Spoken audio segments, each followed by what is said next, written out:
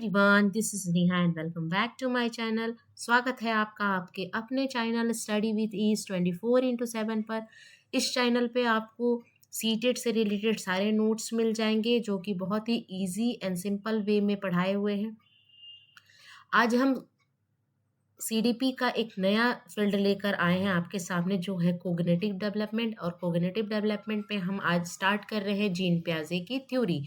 ये theory examination point of view से बहुत इंपॉर्टेंट है। चाहे आप सीटेट देने जा रहे हैं, चाहे आप केबीएस देने जा रहे हैं, चाहे आप किसी भी स्टेट लेवल की टीचिंग एग्ज़ाम को आप देने जा रहे हैं, चाहे वो बीपीएससी हो, यूपी टेट हो, एमपी टेट हो, एस टेट हो, रीट्स हो, कोई भी हो, डीएसएसपी हो, सारे एग्जामिनेशन में इस टॉपिक से रिलेटेड क्वेश्चन हमेशा बनते हैं और बहुत ही इम्पॉर्टेंट थ्योरी है ये। इससे पहले मैंने व्यवहारवाद यानी बिहेवियरिज्म वाली फील्ड कंप्लीट करा दी थी। आज हम कोग्निटिव डेवलपमेंट पढ़ेंगे और कोग्निटिव डेवलपमेंट में जीन पियाजे के बाद हम वाइगस्की वगैरह को भी पढ़ेंगे। चलिए फिर इस थ्योरी को स्टार्ट करते हैं। बहुत ही इंटरेस्टिंग थ्योरी है, इसको हम आज पढ़ेंगे और समझेंगे। कोग्निटिव डेवलपमेंट क्या होता है? ऐसा डेवलपमेंट जो कि आपके मेंटल डेवलपमेंट से रिलेटेड है ना, माइंड से रिलेटेड है। जैसे जैसे आपकी एज बढ़ती है, आपके सोचने समझने की शक्ति भी बढ़ती जाती है। वो क्या है? Cognitive development. तो थ्योरी ऑफ जीन पियाजे आज हम पढ़ेंगे कि जीन पियाजे ने कोग्निटिव डेवलपमेंट में क्या बोला, उन्होंने इसमें क्या बताया, उन्होंने क्या इसमें बातें रखी अपने तरफ से, वो सब हम आज पढ़ेंगे। ये जो टॉपिक है वो बीएड वाले स्टूडेंट के लिए भी बहुत इम्पॉर्टेंट है, क्योंकि बीएड में भी इससे क्वेश्चन आते हैं और इस बीएड का ही बहुत ही इम्पॉर्टेंट टॉपिक है। Cognitive development means how children think, explore and figure things out. Cognitive development का मतलब ही ये होता है ना कि बच्चे कैसे सोचते हैं, एक्सप्लोर करते हैं। एक्सप्लोर यानी खोजबीन में लगे रहते हैं, है ना। बच्चे क्या होते हैं? लिटिल साइंटिस्ट होते हैं, है ना। त्याजे ने ही बोला था कि बच्चे जो हैं वो लिटिल साइंटिस्ट होते हैं, है ना, छोटे वैज्ञानिक होते हैं। वो हमेशा उधेड़ बून में लगे रहते हैं, खोज में लगे रहते हैं, ये क्या है, ये क्यों है, ये कैसे है। हमेशा उनके मन में क्वेश्चन आते रहता है और वो अपने एल्डर से, अपने बड़ों से क्या करते हैं? पूछा करते हैं। तो वही है कॉग्निटिव डेवलपमेंट, ठीक है ना। कैसे आपका माइंड जो है वो डेवलप कर रहा है, सोच रहा है, एक्सप्लोर कर रहा है थिंग्स को, है ना। It is the development of knowledge, skill and problem solving. जैसे जैसे आपकी एज बढ़ेगी, आपकी नॉलेज बढ़ेगी, आप स्किल्ड हो जाओगे, आप में प्रॉब्लम सॉल्विंग करने की कैपेसिटी बढ़ेगी। ये सब क्या है? कॉग्निटिव डेवलपमेंट है ना। Cognitive development is how human acquire, organize and learn to use knowledge.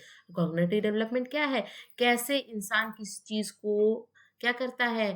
ये एक्वायर करता है, कोई भी चीज को ऑर्गेनाइज्ड वे में रखता है, लर्न करता है अपने नॉलेज को, है ना, नॉलेज में बढ़ोतरी करता है। ये सब क्या है? कॉग्निटिव डेवलपमेंट का पार्ट है। यानी ऐसा डेवलपमेंट जो आपके माइंड से, आपके मेंटल डेवलपमेंट से रिलेटेड है, वो है cognitive development. 3 domains of development होते हैं ना कॉग्निटिव डेवलपमेंट होता है, फिजिकल डेवलपमेंट होता है। ये सब क्या होता है? डोमेन्स ऑफ डेवलपमेंट है। तो साइकोमोटर होता है ना। ये सब क्या होता है? कॉग्निटिव डेवलप ये सब डोमेन्स ऑफ डेवलपमेंट है, उसमें कॉग्निटिव डेवलपमेंट आता है, ठीक है। और सारे जो डोमेन्स है वो एक साथ वर्क करते हैं। ऐसा नहीं कि पहले आपका माइंड डेवलप हो जाएगा उसके बाद आपका बॉडी डेवलप करेगा। सब एक साथ चलते हैं, ठीक है ना, है ना। सब एक दूसरे से इंटर रिलेटेड है, एक दूसरे से जुड़े हुए हैं, ठीक है। This theory of cognitive development by Jean पियाजे। कहाँ के थे जीन पियाजे? एक साइकोलॉजिस्ट थे, स्विस साइकोलॉजिस्ट थे। Suggest that children intelligence undergo change as they grow. उनका कहना था कि जो चिल्ड्रन का इंटेलिजेंस है, सोचने समझने की शक्ति है, वो जैसे जैसे उनकी एज बढ़ती है वो ग्रो करती है, वो चेंज होती रहती है। Cognitive development in a child is not only related to the acquiring knowledge. Children need to build or develop a mental model of their surrounding world. इसका मतलब ये नहीं है कि नॉलेज बढ़ रही है, वो नॉलेज गेन कर रहे हैं, एक्वायर कर रहे हैं। एक्वायर करना मतलब अर्जित करना, ऐसा नहीं है। उनका कहना था कि चिल्ड्रन क्या करते हैं, उनकी नीड के अकॉर्डिंग वो अपने इन्वायरमेंट में जो भी चीज़ें हो रही हैं उसको देख कर सीख रहे हैं। उनके उनकी सोच बढ़ रही है ना, उनका मेंटल डेवलपमेंट हो रहा है, ठीक है। जीन पियाजे को क्या कहते हैं? Father of child psychology. ये बहुत इंपॉर्टेंट है। ये क्वेश्चन आता है कि चाइल्ड साइकोलॉजी किसको बोलते हैं फादर ऑफ चाइल्ड साइकोलॉजी, तो वो कौन थे? जीन पियाजे थे, ठीक है ना। पियाजे इज ऑल्सो कॉल्ड इनेटिस्ट। पियाजे को हम और क्या बोलते हैं? इनेटिस्ट बोलते हैं, है ना। इनेटिस्ट का मतलब क्या होता है? Means believe on age and heredity related changes. प्याजे बिलीव करते थे, प्याजे का ये मानना था कि बच्चों बच्चों में जो चेंज होता है वो एज के अकॉर्डिंग होता है, और बहुत सारे चेंज जो उसके होते हैं वो किससे आते हैं? हेरिडिटी से आते हैं। हेरिडिटी का मतलब क्या होता है? माँ बाप से आना, है ना, आप आपके पूर्वजों से आप में वो कैरेक्टर आना। इसीलिए प्याजे को क्या बोलते हैं? इनेटिस्ट बोलते हैं। Theory based on some point. अब हम देखेंगे कि जो प्याजे की थ्योरी थी वो किस पर बेस्ड थी, है ना। उसकी क्या थी, उसके जो बेसिक चीजें थी उन्होंने क्या क्या दी थी। सबसे पहले वो उन्होंने फोकस किया था एज पर और बायोलॉजिकल मैच्योरेशन पर। उनका कहना था कि जैसे जैसे एज बढ़ेगा, बच्चे जो हैं, बच्चों की सोचने समझने की शक्ति बढ़ेगी, बच्चे और अच्छा मतलब सोचना शुरू करेंगे जैसे जैसे उनकी एज बढ़ेगी। यानी एज रिलेटेड चेंजेस उन्होंने बताया था। क्या बताया था? कि बच्चों में क्या होते हैं? एज रिलेटेड चेंजेस होते हैं। अब इनका कहना था कि आप 5 साल के बच्चे को आप 8 साल के बच्चे वाला काम नहीं करा सकते। इसका मतलब ये है कि आप 1 क्लास का अगर बच्चा है, अगर आप उसको 8th क्लास का मैथ कहोगे सॉल्व करने को, तो वो नहीं करेगा, क्योंकि वो मेंटली रेडी नहीं है ना। एक प्याजे ने रेडीनेस का एक सिद्धांत दिया था, उसमें उन्होंने बताया था, रेडीनेस का सिद्धांत या रेडीनेस के बारे में बताया था कि बच्चे को उसके एज के अकॉर्डिंग ही वर्क देना है। आप 2 साल के बच्चे से 5 साल वाले बच्चे का वर्क नहीं करा सकते हो, क्योंकि ना तो वो फिजिकली रेडी है, ना हो वो मेंटली रेडी है। यानी वो उसकी माइंड उतनी डेवलप नहीं हो गई है कि वो 1 क्लास का बच्चा 5 क्लास के मैथ को सॉल्व कर सके, ठीक है। Activity with physical world. उनका क्या मानना था कि बच्चे कैसे सीखते हैं? फिजिकल वर्ल्ड के साथ एक्टिविटी करके। यानी क्या है? प्याजे को हम क्या बोलते हैं?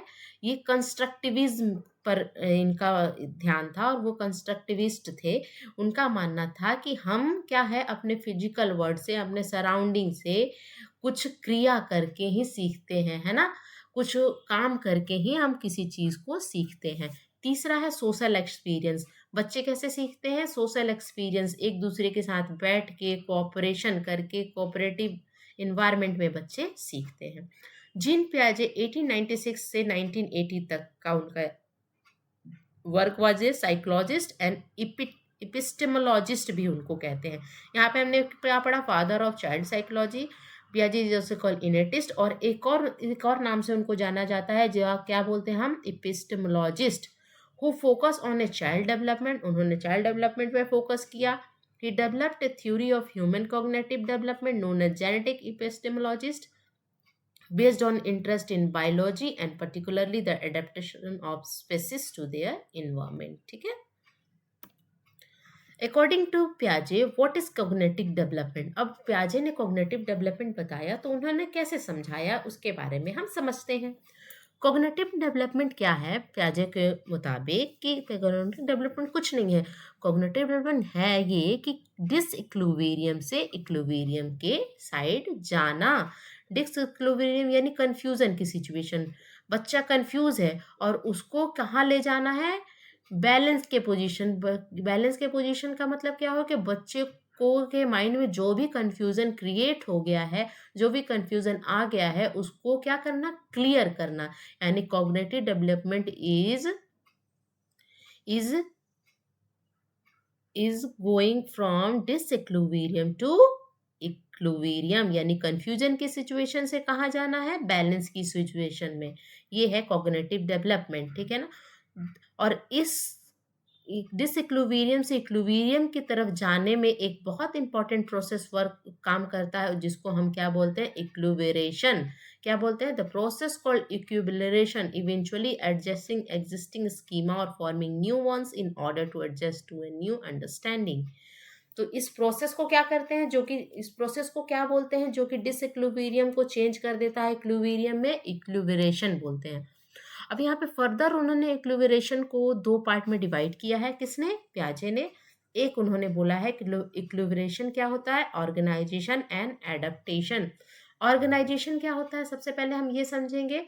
देखिए, किसी भी आप मॉल में जाते हो तो आप देखे होगे कि वहाँ पे सामानें जो है ना, वो बहुत ही व्यवस्थित और ऑर्गेनाइज्ड वे में रखी रहती है। कैसे रखी रहती है? आप देखोगे कि फर्स्ट फ्लोर पर आपको सिर्फ ग्रोसरी मिल रहा है, सेकंड फ्लोर पे क्या मिल रहा है, आपको बच्चों के कपड़े मिल रहे हैं, किड्स सेक्शन है, उसके ऊपर आप जाओगे तो लेडीज सेक्शन है, उसके ऊपर आप जाओगे तो जेंट्स सेक्शन। इस तरह ऑर्गेनाइज्ड वे में रखा है ताकि आपको कंफ्यूजन ना हो। आप इजली, आपको अगर बच्चे का कपड़ा लेना है तो आप किड्स सेक्शन में चले जाओगे, अगर आपको लेडीज वेयर लेना है तो आप लेडीज वेयर में चले जाओगे, आपको ग्रोसरी लेना है आप ग्रोसरी वाले शॉप सेक्शन में चले जाओगे। तो ये उसी तरह हमारे माइंड में भी एक ऑर्गेनाइजेशन होता है किसी भी इंफॉर्मेशन का, और वो अलग अलग पार्ट में ऑर्गेनाइज्ड वे में रहता है। ये है ऑर्गेनाइजेशन। एडेप्टेशन क्या है? एडेप्टेशन को फर्दर उन्होंने दो पार्ट में डिवाइड किया है। पहला है एसिमिलेशन, दूसरा है एकोमोडेशन। ये दोनों बहुत इंपॉर्टेंट है। इसमें जो एसिमिलेशन है ये नैरो टर्म है, लेकिन एकोमोडेशन बहुत ही ज़्यादा ब्रॉड टर्म है, और इससे हमेशा कंफ्यूजन होता है। एग्जामिनेशन में क्वेश्चन बनते हैं, बच्चे समझ नहीं पाते हैं कि इसका आंसर एसिमिलेशन होगा या एकोमोडेशन होगा। इसको आज हम क्लियर करते हैं और आगे से आपको इससे रिलेटेड कोई भी कंफ्यूजन नहीं रह जाएगा। देखिए, एसिमिलेशन क्या होता है, सिंपली क्या होता है, एडिंग और मेकिंग न्यू इन्फॉर्मेशन। आपके पास कोई इन्फॉर्मेशन है, ठीक है, उसमें अगर कुछ आप नए इन्फॉर्मेशन को जोड़ रहे हो, प्लस कर रहे हो, तो वो होता है एसिमिलेशन, ठीक है ना। और आपके पास कोई ऐसा इन्फॉर्मेशन है जो आपके पास प्योर इन्फॉर्मेशन नहीं है, आधा अधूरा इन्फॉर्मेशन है और वो गलत इन्फॉर्मेशन है, तो उसको आप जब सही करते हो, मॉडिफाई करते हो, एडजस्ट करते हो, चेंज करते हो एग्जिस्टिंग स्कीमा। अब यहाँ पे स्कीमा एक बहुत इंपॉर्टेंट टर्म है। Schema, what is schema? Schema है mental structure of knowledge. Mental structure of knowledge यानी किसी भी चीज का आपके मन में स्कीमा बन जाता है। सपोज आपके पास आपने एक कॉपी देखी है ना, कॉपी देखी, नोटबुक देखी, आपने पेन देखा, आपने डस्टर देखा, उसका स्कीमा आपके माइंड में, और आपको बताया गया कि ये डस्टर है, ये पेन है, ये कॉपी है। तो आपने उसको देखा और उसका शेप, साइज, कलर आपके माइंड में जाकर बैठ गया कि ओ डस्टर ऐसा होता है, बुक ऐसा होता है, पेन ऐसा होता है। तो आपके माइंड में एक मेंटल स्ट्रक्चर तैयार हो गया। तो आगे अगर आपसे कोई पूछे डस्टर दिखाकर, वो बताए नहीं कि ये डस्टर है, कि ये क्या है, तो आप इजीली बता दोगे कि ये डस्टर है, क्योंकि डस्टर का स्कीमा आपके माइंड में डेवलप हो चुका है। तो वो होता है schema is a mental structure of knowledge. तो उसी तरह, तो इसमें क्या है कि आप, जैसे आपको बताया गया कि अगर आप यहाँ पे एग्जाम्पल के थ्रू समझेंगे, ठीक है ना, आप कैसे एकोमोडेशन, ये एसिमिलेशन सब अलग होता है। जैसे एक बच्चा है, बच्चे को पापा फादर मदर ने डॉग ला के दिया है ना, डॉग आया घर पे, और पापा फादर मदर ने क्या बोला कि बेटा ये डॉग है। तो उसे क्या दिखा कि अच्छा, डॉग देखने में ऐसा होता है, उसके चार पैर होते हैं, उसने देखा। उसके बाद 2 या 3 या 4 दिन बाद, कुछ दिनों बाद, उसने अपने घर में कैट को, अब कैट क्या है, घर में घूमती रहती है, उसने कैट को देखा और वो चिल्लाकर बोली, क्या बोली, फादर दिस इज डॉग, ये क्या है, डॉग है। तो क्या है ना, उसके माइंड में स्कीमा था डॉग का, कि डॉग के क्या होते हैं, चार पैर होते हैं, और उसके बॉडी पर हेयर होती है, फर होती है ना। ये उसके माइंड में थी कि ऐसे दिखने वाले जानवर क्या होते हैं, डॉग होते हैं, जिसके चार पैर होते हैं और बॉडी पे फर होता है, बाल होता है, वो क्या होते हैं, डॉग होते हैं। तो उसको बिल्ली भी उसी तरह की दिखाई दी, और उसके माइंड में तो स्कीमा बन चुका है कि चार पैर और बालों वाले जानवर क्या होते हैं, डॉग होते हैं। फिर उसने बिल्ली को जब देखा तो अपने फादर से बोला कि पापा देखो क्या है, डॉग है। लेकिन क्या है, उसने तो स्कीमा बनाया था डॉग का, तो बिल्ली भी उसको डॉग जैसी ही दिखी, क्योंकि बिल्ली के भी चार पैर थे और बॉडी पर बाल थे। तो उसके फादर ने उसको समझाया कि नहीं बेटा, क्या है कि वो डॉग नहीं है, वो क्या है, कैट है ना। तो उसने क्या किया, अपने माइंड को सही किया, अपने माइंड में मॉडिफाई किया, अपने माइंड को चेंज किया, एडजस्ट किया, और बोला कि नहीं, पापा ने उसको समझाया कि जो हर 4 पैर वाले जानवर या छोटे बालों दिखने वाले जानवर डॉग नहीं होते हैं, दूसरे भी जानवर हैं। और वो क्या थी, कैट थी। उसके पापा ने उसको समझाया, तो उसने अपने पुराने स्कीमा में चेंज किया। यानी यहाँ पे हमने क्या पढ़ा कि अपने पुराने स्कीमा में क्या करना है, मॉडिफाई करना है, एडजस्ट करना है, चेंज करना है। वो क्या होता है, एकोमोडेशन, है ना। और नए इंफॉर्मेशन को भरना क्या होता है, एसिमिलेशन। एक आपके पास सही इंफॉर्मेशन है, उस इंफॉर्मेशन में और इंफॉर्मेशन डालना है ना। अब जैसे हमने जीन पियाजे के बारे में पढ़ा, जीन पियाजे क्या थे, अब यहाँ पे हमने पढ़ा ना कि जीन पियाजे को हम चाइल्ड साइकोलॉजी भी बोलते हैं, इनेटिस्ट भी बोलते हैं। लेकिन ये दोनों चीज़ें हमें पता थी। अब इसमें हमने एक और नए इन्फॉर्मेशन को जोड़ा कि जीन पियाजे को हम लोग जेनेटिक इपिस्टेमोलॉजिस्ट भी बोलते हैं। तो ये पुराना वाला इन्फॉर्मेशन गलत नहीं है, ये भी है, लेकिन इसमें आपने एक और जोड़ दिया, तो वो हो गया एसिमिलेशन। पुराने इन्फॉर्मेशन में नए इन्फॉर्मेशन को जोड़ना वो होता है एसिमिलेशन। और अपने पुराने स्कीमा को, पुराने इन्फॉर्मेशन को चेंज करना क्योंकि वो गलत था, उसमें मॉडिफाई करना। अब जब भी कोई आपके एग्जामिनेशन में मॉडिफाई से रिलेटेड, एडजस्ट से रिलेटेड, चेंज से रिलेटेड अगर आपके पास क्वेश्चन में आता है तो उसका आंसर हमेशा एकोमोडेशन होगा। आई थिंक आपको एकोमोडेशन और असिमिलेशन में डिफरेंस बिटवीन समझ में आ गया होगा, ठीक है। When a child learned the word dog, they started to call all four-legged animal dog. This is assimilation, है ना? The people around them will say, no, that is not a dog, it's a cat. Schema for the dog then get modified to restrict it only certain four-legged animal. This is accommodation, ठीक है? अब एक और example, Piaget's believe that there are two basic way that we can adapt to new experience and information at assimilation and accommodation. पियाजे का ये मानना था कि दो ही ऐसा तरीका है जिससे हम अपने न्यू इन्फॉर्मेशन को, अपने एक्सपीरियंस को अडेप्ट कर सकते हैं, न्यू इन्फॉर्मेशन ले सकते हैं, पुराने इन्फॉर्मेशन को चेंज कर सकते हैं। वो दो ही चीज़ होता है जिसके हेल्प से कर सकते हैं, वो होता है एसिमिलेशन एंड एकोमोडेशन। ये बहुत ही इंपॉर्टेंट टर्म है, इसको आप याद रखना। यहाँ पे आपने देखा बॉय क्या करता है, एरोप्लेन को देख के क्या बोलता है कि मदर दिस, वो क्या है, बर्ड है, चिड़िया है, क्योंकि उसकी मदर ने पहले बताया था कि वो आसमान में उड़ती हुई क्या है, चिड़िया है।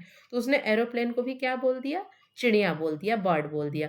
फिर मदर ने क्या बोला, पहले तो उसके माइंड में एसिमिलेशन हो गया है कि जो उड़ रही है वो चिड़िया है, नया इन्फॉर्मेशन आया, ऐड किया उसने। लेकिन एरोप्लेन को देख के भी उसने क्या कह दिया, चिड़िया ही बोल दिया कि वो बर्ड है। लेकिन फिर उसकी मदर ने ठीक किया कि देखो बेटा, जो आसमान में उड़ते हैं, हर हर उड़ने वाली चीज़ चिड़िया नहीं होती है। तो क्या किया उसने, अपने पुराने स्कीमा को फिर से मॉडिफाई किया, चेंज किया कि हाँ, मदर ने सही बोला, हर उड़ने वाली चीज़ चिड़िया नहीं होती है, ये तो क्या है, एरोप्लेन है, ठीक। अब 4 स्टेजेस ऑफ डेवलपमेंट हम पढ़ेंगे, ठीक है ना। स्टेजेस ऑफ, उन्होंने स्टेज में बताया था, पियाजे ने क्या बताया था, डेवलपमेंट कैसे होता है, स्टेज में होता है। जब आप डेवलपमेंट को स्टेज में पढ़ोगे तो आप क्या समझोगे कि डेवलपमेंट क्या है, एक डिसकंटिन्यूअस प्रोसेस है ना। अगर आप स्टेज में पढ़ोगे तो पियाजे के अकॉर्डिंग डेवलपमेंट क्या था, डिसकंटिन्यूअस प्रोसेस था, ठीक है। अब स्टेज क्या है, उन्होंने 4 स्टेज दी। सेंसरी मोटर स्टेज, जो कि 0 से 2 ईयर के बीच का होता है। दूसरा होता है प्री ऑपरेशनल स्टेज, 2 से 7 साल के बच्चों का होता है। कॉन्क्रीट ऑपरेशनल स्टेज 7 से 11 साल के बच्चों का होता है। फॉर्मल ऑपरेशनल से 12 से बड़े बच्चों में आ जाता है। तो ये स्टेजेस ऑफ डेवलपमेंट है, इसका नाम आपको याद रखना है और ये एज है उसकी। चलिए एक एक करके पढ़ते हैं स्टेजेस, डिफरेंट स्टेज ऑफ पियाजे थ्योरी। पहला है sensory motor stage. Sensory motor stage से आपको नाम से ही क्लियर है, हम यहाँ पे ये समझेंगे कि हर स्टेज का नाम आखिर ऐसा नाम क्यों है। तो हर स्टेज के नाम से रिलेटेड ही हर स्टेज का क्या है, कैरेक्टर है, हर स्टेज की प्रॉपर्टी है, ठीक है ना।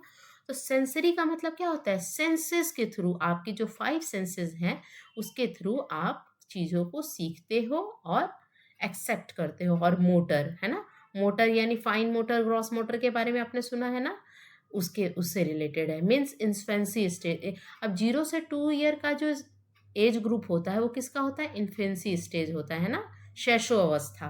क्या होता है, शैशव अवस्था। पहला होता है इसमें रिफ्लेक्स एक्शन इंड होता है। रिफ्लेक्स एक्शन क्या होता है, जब एक नवजात बच्चा है, ठीक है ना, वो उसने तो उसके तो लैंग्वेज डेवलप होती नहीं है इन्फेंसी में उतनी बच्चों की। जब नवजात बच्चा होता है, 2 से 3 महीने का बच्चा होता है, जब उसके सामने आप जोर से ऐसे ताली बजाते हो तो उसकी क्या होती है, आंख अपने आप बंद हो जाती है। आपने ये गौर किया होगा, कभी आपने फील किया होगा, एक्सपीरियंस किया होगा, है ना। तो उसकी आंखें बंद हो जाती है। क्या वो बच्चा अपने आप करता है? नहीं, वो खुद ब खुद होता है, वो होता है रिफ्लेक्स एक्शन। आपने ताली मारी और बच्चे की आंख अपने आप बंद हो गई। बच्चा अगर अपने हाथों को ऐसे, अपनी उँगलियों को ऐसे खोल के रखा और उसके बीच में अगर आप अपनी उँगली रखोगे, तो अपने आप वो आपकी उँगली को अपने मुट्ठी में बंद कर लेता है। ये क्या है? रिफ्लेक्स एक्शन है ना? तो इसमें क्या होता है, रिफ्लेक्स एक्शन इंड होता है। ये खुद ब खुद होता है, ऑटोमेटिक है। आपको उसमें कुछ सिखाने की या करने की ज़रूरत नहीं है। बच्चा इंटेंशनली नहीं करता है, वो अपने आप होता है। तो उसको क्या बोलते हैं? Reflex action. तो इस पीरियड में सबसे पहला पॉइंट ये है कि रिफ्लेक्स एक्शन क्या होता है? एंड होता है। दूसरा है deferred imitation. What is deferred imitation? Deferred imitation का मतलब ये होता है, इमिटेशन का मतलब ही क्या होता है? नकल उतारना। नकल उतारना। अब बच्चे क्या है ना, एक छोटा सा बच्चा है 1.5 साल का, ठीक है ना, ये 0 से 2 ईयर का एज ग्रुप वाले बच्चों के लिए ये आता है सेंसरी मोटर स्टेज। तो मान लो एक 1.5 साल का बच्चा है, उसने अपने फादर को सेविंग करते हुए देखा, ठीक है। तो वो देखा, लेकिन उस टाइम वो बच्चा कुछ रिएक्ट नहीं करेगा। 2 या 4 दिनों बाद या कभी भी जब उसके फादर की सेविंग किट अगर उसको मिल जाएगी, तो वो अपने फादर की तरह ही या किसी और खिलौने से ही वो सेविंग किट की तरह बिहेव करेगा। और ये डेफर्ड इमिटेशन का मतलब क्या है कि सामने आप नकल नहीं करोगे, आप अपने फादर या पेरेंट्स के पीठ पीछे, यानी बिना उनको दिखाए आप उस समय तो नहीं करोगे, बाद में उस चीज़ को जाके करोगे। जैसे 4 या 5 दिन बाद बच्चे को क्या मिल गई? फादर की सेविंग किट मिल गई। तो वो क्या करेगा, उस सेविंग किट में से सामान निकाल कर सेविंग क्रीम लगाएगा, अपने फादर की तरह वो ब्रश मारेगा, इस तरह का वो बिहेवियर शो करता है। तो इसको बोलते हैं डेफर्ड इमिटेशन। सामने नहीं करना, बाद में करना। आप छोटे छोटे लड़कियों को देखे होंगे, जो गर्ल होती हैं, अपनी मदर की तरह खाना बनाने की एक्टिंग करती है ना, कि मैं खाना बना रही हूँ, ये दाल है, ये चावल है। ये क्या है? Deferred imitation. उन्होंने अपनी माँ को करते हुए देखा और उस चीज़ को उसने नकल उतारी और वो बाद में उसी चीज़ को कर रही है। सामने नहीं कर रही है, पीछे कर रही है, इसीलिए इसको डेफर्ड इमिटेशन कहते हैं। गोल डायरेक्टेड बिहेवियर क्या होता है? गोल डायरेक्टेड बिहेवियर ये होता है कि जैसे एक छोटा सा बच्चा है और किचन में क्या है, किचन हो गया, ये डाइनिंग टेबल हो गया, वहाँ पे गर्म दूध का बर्तन है, उसको जाके वो उसको जाके वो इंटेंशनली छू रहा है जाके, है ना। उसने देखा कि मदर ने आके दूध का बर्तन रख दिया और वो क्या कर रहा है कि उसको, वो क्यूरियस है, वो क्या है, लिटिल साइंटिस्ट है। छोटे बच्चे क्या होते हैं? लिटिल साइंटिस्ट होते हैं। तो वो सोच रहा है कि मदर ने उसमें ऐसा क्या रखा है वहां पर पंखे के नीचे। तो वो जाता है, अपने जैसे भी वो चलता है, वो चलते हुए जाएगा और उस दूध के बर्तन पर हाथ मारेगा। तो वो क्या कर रहा है, यहाँ पर वो इंटेंशनली काम कर रहा है, वो छूने की कोशिश कर रहा है, यानी उसका गोल क्या है? उस बर्तन को छूना। तो बच्चे क्या करते हैं? गोल डायरेक्टेड बिहेवियर शो करते हैं। इस पीरियड में जाके उस बर्तन को छुएगा, या बाजार से सामान आया तो बच्चे, जो बैग होता है बाजार का, ये सब्जी उसको खोल के देखना चाहते हैं और वो क्यूरियस होते हैं कि उसमें है क्या। तो ये क्या होता है? गोल डायरेक्टेड बिहेवियर होता है। लास्ट है object permanence. What is object permanence? Developed at the end of this stage, यानी यहाँ 2 साल आते हैं अब बच्चों में ऑब्जेक्ट परमानेंस आ जाता है। ऑब्जेक्ट परमानेंस ये आता है कि जैसे बच्चा किसी खिलौने से खेल रहा है, ठीक है, और आपने क्या किया ना, 1.5 साल के बच्चों या 1 साल के बच्चों से उस खिलौने को लेकर आप छिपा दिए कहीं और बोले अरे वो खिलौना अब नहीं है, तो बच्चे मान जाएंगे कि हाँ ठीक है, वो खिलौना नहीं है। लेकिन जैसे जैसे बच्चे की एज बढ़ती है, जब वो 2 साल के करीब में आते हैं, at the end of this stage, बच्चों से अगर आप कहोगे कि नहीं नहीं वो खिलौना नहीं है, आप उस खिलौने को छिपा लोगे। मान लो वो बच्चा किसी पजल वाले गेम से खेल रहा है या किसी चीज़ से खेल रहा है, तो वो बच्चे मानने के लिए तैयार होंगे ही नहीं, क्योंकि उनकी मेमोरी उतनी डेवलप हो जाएगी। वो कहेंगे कि नहीं वो है और आपने छिपाया है, वो आपके पीछे है, वो इजीली बता देंगे। तो ये है ऑब्जेक्ट परमानेंस। यानी ऑब्जेक्ट परमानेंस का मतलब ही हुआ कि बच्चे आपकी ये इतनी माइंड डेवलप हो गई है कि आप किसी चीज़ को छिपा कर आप बोल दोगे कि नहीं बच्चा वो नहीं था, तो वो मानने के लिए तैयार नहीं होंगे। वो कहेंगे कि नहीं वो चीज़ थी और मैंने अभी आपके पीछे देखी है। ठीक है? दूसरा स्टेज होता है प्री ऑपरेशनल स्टेज, जो कि 2 से 7 साल के बच्चों की मानी जाती है, means the stage of early childhood. यानी प्री ऑपरेशनल स्टेज को वाला स्टेज किसका होता है? अर्ली चाइल्डहुड का स्टेज होता है। इसमें क्या होता है? Transductive reasoning. सबसे पहला पॉइंट होता है ट्रांसडक्टिव रीजनिंग, यानी थिंकिंग इज नॉट लॉजिकल। बच्चे कुछ का कुछ जवाब देंगे। अगर बच्चों से पूछा जाएगा कि आज बारिश क्यों हो रही है, तो बच्चे कहेंगे क्योंकि आज धूप नहीं है। यानी कि इलॉजिकल थिंकिंग बच्चों की रहेगी। मतलब उनकी थिंकिंग के पीछे कोई भी लॉजिक नहीं रहेगा, वो उटपटांग आंसर देंगे। बच्चों से अगर पूछा जाए कि आज धूप है, तो बच्चे बोलेंगे हाँ क्योंकि बारिश नहीं हो रही है। मतलब कुछ भी बच्चे बोलेंगे इस तरह। ये होता है ट्रांसडक्टिव रीजनिंग, है ना। दूसरा इसमें होता है animism. What is animism? All the object are living. बच्चे क्या सोचते हैं कि जितने भी घर में लिविंग थिंग हो, नॉन लिविंग थिंग हो, सब लिविंग है ना। इवन बेड लिविंग थिंग है, चेयर लिविंग थिंग है। वो बच्चे समझते हैं कि इन सब में क्या है? जान है।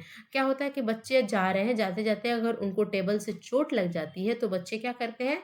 उसको मारना शुरू करते हैं कि तुम्हारे कारण मुझे चोट लगी। या वो बच्चे रिक्वेस्ट करते हैं कि मम्मा इसने मुझे मारा। किसने? टेबल ने। अच्छा आप ये बताओ, टेबल भी कभी मार सकता है क्या? नहीं ना। तो बच्चों को लगता है कि टेबल ने उन्हें मारा। तो अब फादर मदर भी उसी तरह बिहेव करते, अच्छा इसने तुम्हें मारा, लो मैं भी इसको मार देती हूँ। तो ये होता है एनिमिज्म। यानी सारे ऑब्जेक्ट उनको क्या लगते हैं? लिविंग लगते हैं, जीवित लगते हैं, है ना। उनको लगता है कि सारे ऑब्जेक्ट में जान है। तीसरा होता है इरिवर्सिबिलिटी। इरिवर्सिबिलिटी बहुत इंपॉर्टेंट इसमें पॉइंट है इस स्टेज का। इरिवर्सिबिलिटी को पढ़ने से पहले हम पढ़ेंगे ईगोसेंट्रिज्म। ईगोसेंट्रिज्म ये होता है कि बच्चे क्या होते हैं बच्चे क्या होते हैं कि बच्चों को लगता है कि जैसा हम सोचते हैं ना, वैसा ही सारी दुनिया सोचती होगी। हमारी जैसी सोच है वैसी ही पापा मम्मी की, दादा दादी की या अदर लोगों की सोच होगी। ईगोसेंट्रिक के मतलब ये नहीं होता है कि मैं जैसा सोचता हूँ वैसा सब सोचे। उनका मानना ये होता है कि जैसा हम सोचते हैं वैसा ही पापा भी सोचते होंगे, और हमारी ही सोच से मिलती जुलती सोच मदर की भी होगी। बहुत लोग सेंट्रिज्म का मतलब ये समझते हैं कि सेंट्रिक का बच्चा क्या होता है? अहम केंद्रित रहता है। बच्चों को ये लगता है कि जैसा हम सोचते हैं वैसा ही आप सोचो, आप सोचो, आप सोचो। मतलब वो सबसे एक्सपेक्टेशन रखते हैं कि सब वे मेरे जैसा सोचो। ये नहीं होता है ईगोसेंट्रिक। ईगोसेंट्रिक यानी अहम केंद्रित का मतलब ये होता है कि जैसा हम सोचते हैं वैसा आप लोग भी सोचते हैं, ये होता है। ठीक है। इरिवर्सिबिलिटी क्या होता है कि बच्चे से अगर पूछा जाए कि बेटा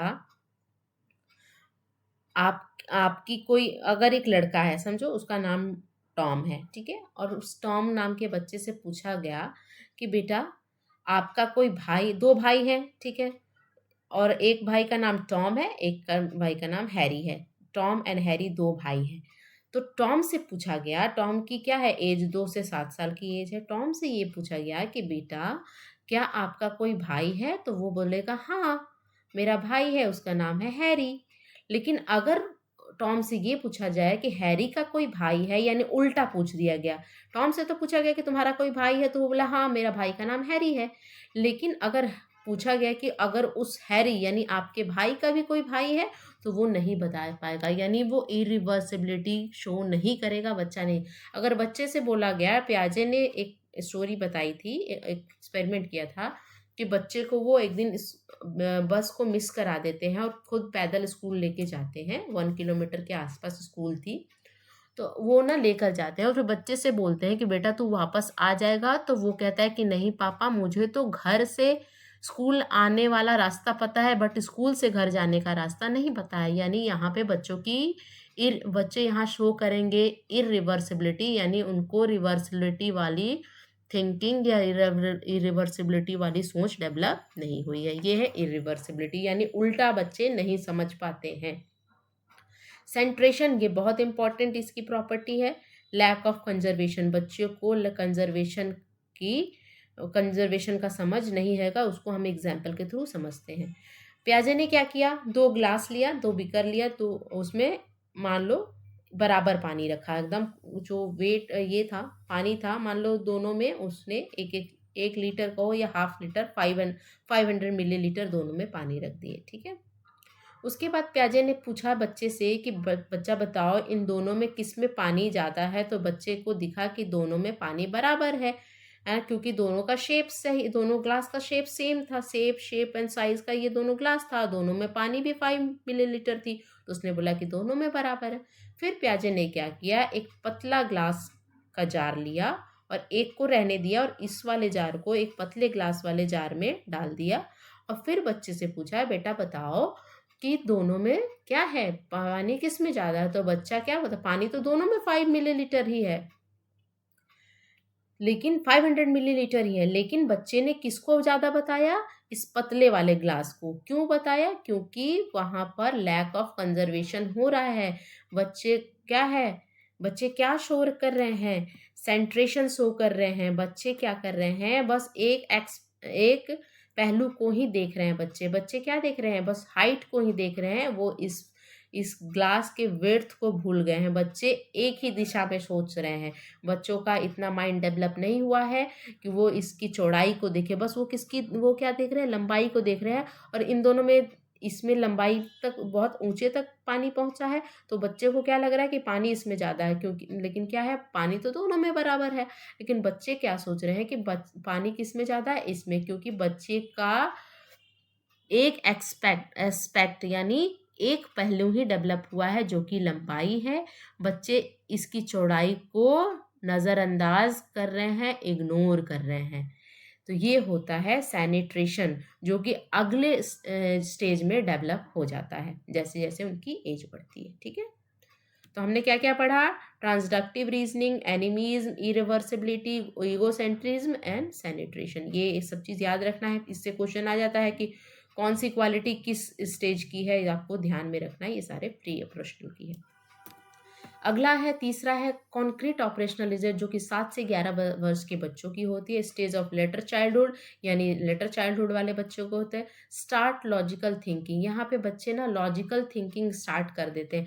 लॉजिकल थिंकिंग स्टार्ट करने का मतलब है कि वो कॉन्क्रीट ऑब्जेक्ट को देखे, यानी कॉन्क्रीट थिंकिंग, यानी कॉन्क्रीट थिंकिंग क्या है, अगर कोई चीज़ आप उसके सामने रखो तो वो उसको देख कर उस चीज़ को बता सकते हैं। उनकी ये इतनी थिंकिंग, वो लॉजिकली सोचेंगे, लेकिन कब सोचेंगे, वो इमेजिनेशन पावर यहाँ पे अभी डेवलप नहीं हुआ है बच्चे का। बच्चे को अगर आप कोई चीज़ देख के बोलोगे कि इसके बारे में बताओ तो बच्चे बता देंगे, लेकिन अगर वो चीज़ वहाँ नहीं रहेगी तो बच्चे बताने में थोड़ी सी उनको प्रॉब्लम होगी। यहाँ पे रिवर्सिबिलिटी आ जाएगी बच्चों में, है ना, डिसेंट्रेशन हो जाएगा, यानी कंजर्वेशन पावर डेवलप हो जाएगा। बच्चे यहाँ पे दोनों पहलू देख लेंगे, लंबाई भी और चौड़ाई भी, जैसे यहाँ पे मैंने बताया। इसके बाद वाले स्टेज में बच्चे आराम से बता देंगे कि दोनों में पानी बराबर है। Understand cause and effect relationship, यानी वो cause and effect relationship show करने लगेंगे, उनको पता चलेगा कि बारिश क्यों हो रही है ना, धूप क्यों नहीं है, ये सब कुछ वो बताना शुरू करेंगे, है ना। क्लासिफिकेशन पावर आ जाएगा। क्लासिफिकेशन पावर का मतलब है कि वो चीज़ों को कैटेगराइज कर पाएंगे। कैटेगराइज का मतलब कि जैसे कैटेगराइज का मतलब आप ये समझ सकते हो कि बच्चे क्या करेंगे, जैसे उनको बोला जाए कि आपको उनके पास बुक्स है, कॉपी है, पेंसिल है, इरेज़र है, सब कुछ बिखरा हुआ है बेड पर, और उसको बोला जाए कि आपको क्लासिफ़ाई करके सबको अलग-अलग करना है, तो वो ईज़िली क्लासिफ़ाई कैसे कर लेंगे? बुक्स को एक शेल्फ़ पे रख देंगे, नोटबुक को अलग शेल्फ़ पर रख देंगे, पेंसिल को अलग रख देंगे, इरेज़र को, यानी कि बच्चे क्लासिफ़ाई कर लेंगे ईज़िली। शेप्स, अगर आप डिफरेंट टाइप्स ऑफ शेप बच्चों को दो, और तो वो ईज़िली क्या करेंगे, ट्रायंगल को एक साइड रख देंगे, रेक्टेंगल को एक साइड रख देंगे, स्क्वायर को एक साइड रख देंगे, तो यानी क्लासिफिकेशन पावर बच्चों का डेवलप हो चुका है। किस स्टेज में? कॉन्क्रीट ऑपरेशनल स्टेज में, ठीक है ना। उसके बाद बच्चे सीरिएशन यानी उनको असेंडिंग और डिसेंडिंग का कॉन्सेप्ट समझ में आ जाएगा, यानी छोटे से बड़ा क्रम क्या होता है और बड़े से छोटा क्या होता है। ट्रांजिटिविटी बच्चों में आ जाएगी। ट्रांजिटिविटी का मतलब कि 2 एग्जाम्पल से तीसरे एग्जाम्पल तक पहुंचना, ठीक है। चौथा स्टेज होता है फॉर्मल ऑपरेशनल स्टेज, जो कि 11 से बड़े बच्चे या 12 प्लस वाले बच्चों में आ जाता है। एब्स्ट्रैक्ट थिंकिंग डेवलप होती है। एब्स्ट्रैक्ट थिंकिंग का मतलब क्या होता है कि बच्चों की इमेजिनेशन पावर डेवलप हो जाती है, प्रॉब्लम सॉल्विंग। बच्चों को अगर कोई सिचुएशन दिया जाए, और सिचुएशन देने का मतलब जैसे दादी और नानी स्टोरी सुना रही हैं, ठीक है ना, राजा महाराजाओं की, परियों की स्टोरी सुना रही है, तो बच्चे क्या है ना, वो तो वर्बल है, बस वॉइस हो रही है दादी और नानी की, वो स्टोरी सुना रही है। लेकिन इस एज के बच्चे ना, वो जब राजा का नाम ले रही है तो राजा की जो तस्वीर है, जो पिक्चर है, उसके माइंड में शो होने लग रहा है। रानी का, वो लड़ाई कर रहा है, वो घोड़े पर चल रहा है, वो सब कुछ उनके माइंड में दिख रहा है। तो वो इमेजिनेशन पावर, एब्स्ट्रैक्ट मतलब मूर्त और अमूर्त की बात हो रही है ना, तो वो डेवलप, अमूर्त यानी एब्स्ट्रैक्ट मतलब अमूर्त हो रही है, अमूर्त चीज़ों पर उनका फोकस हो चुका है। साइंटिफिक मेथड यूज करना शुरू कर देते हैं ये बच्चे। लिटिल साइंटिस्ट बिकम साइंटिस्ट, इस स्टेज में लिटिल साइंटिस्ट कैसे बन जाते हैं, साइंटिस्ट बन जाते हैं। डिडक्टिव थिंकिंग आ जाती है, हाइपोथेटिकल थिंकिंग आ जाती है। अब कोई बच्चों के पास सिचुएशन दिया गया है, ठीक है ना, हाइपोथेटिकल का मतलब क्या होता है, हाइपोथेटिकल डिडक्टिव रीजनिंग क्या होता है, बच्चों के पास सिचुएशन दिया गया, तो वहाँ पे बच्चे हाइपोथेसिस करेंगे, यानी अलग अलग उसका रीज़न ये खोजेंगे कि ये इसका कारण ये भी हो सकता है, इसका कारण ये भी हो सकता है, इसका कारण। उसके बाद हाइपोथेटिकल डिडक्टिव रीजनिंग को आप अच्छे से समझना। हाइपोथेटिकल, बच्चे के सामने एक सिचुएशन रख दी गई, ठीक है, बच्चे के सामने ये सिचुएशन रख दी गई कि बच्चा पार्क में, जैसे एक बच्चा है जो पार्क में रो रहा है, ठीक है, बच्चे ने देखा कि एक छोटा सा बच्चा, 5 साल का बच्चा, एक 11-12 साल का बच्चा है, उसने देखा वो पार्क में, सबसे पहले ये समझो कि 11-12 साल का बच्चा है जो कि फॉर्मल स्टेज में आता है, वो पार्क में फुटबॉल खेल रहा है। उसने क्या देखा कि एक 6 या 7 साल का बच्चा, ये उसने क्या देखा, 5 साल का एक बच्चा है जो कि रो रहा है बैठ के जमीन पर। तो उसके मन में क्या होगा, हाइपोथेसिस बनना स्टार्ट हो जाएगा, यानी परिकल्पना, बहुत सारे उसके माइंड में क्यूरी क्यूरी डेवलप होने लगेगी कि अरे बच्चा क्यों रो रहा है, तो वो सोचने लगा हो सकता है बच्चे को चोट लग गई होगी, हो सकता है बच्चे की बॉल गुम हो गई होगी। इस तरह की सोच उसके माइंड में, different different types of situation develop होने लगेंगे। किसके माइंड में, जो 12 साल का बच्चा होगा।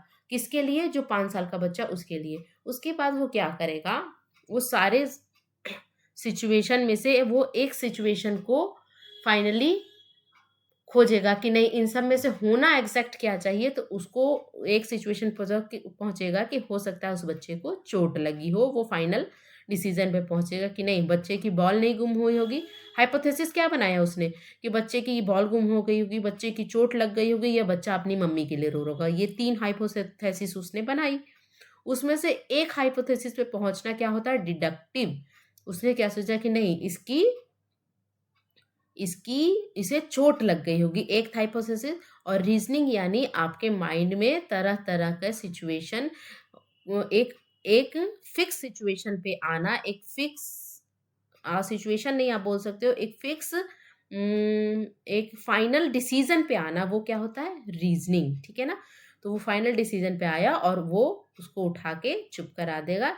ये होता है हाइपोथेटिकल डिडक्टिव रीजनिंग, यानी डिडक्टिव थिंकिंग आ जाएगी, है ना, रूल से एग्जाम्पल की तरफ जाना, हाइपोथेटिकल थिंकिंग आ जाएगी। ये सब किसका है, फॉर्मल ऑपरेशनल स्टेज का है। तो एब्स्ट्रैक्ट थिंकिंग डेवलप हो जाएगी, बच्चे प्रॉब्लम सॉल्विंग करना स्टार्ट कर देंगे, साइंटिफिक मेथड यूज करेंगे, little scientist become scientist, deductive thinking. ये थे इसके कैरेक्टर। तो आशा करती हूँ आपको मेरा वीडियो अच्छा लगे। अगर अच्छा लगे तो please do like, share and subscribe to my channel, और बने रहिए आपके अपने चैनल स्टडी विथ ईज 24/7। तब तक के लिए thank you so much for watching, bye.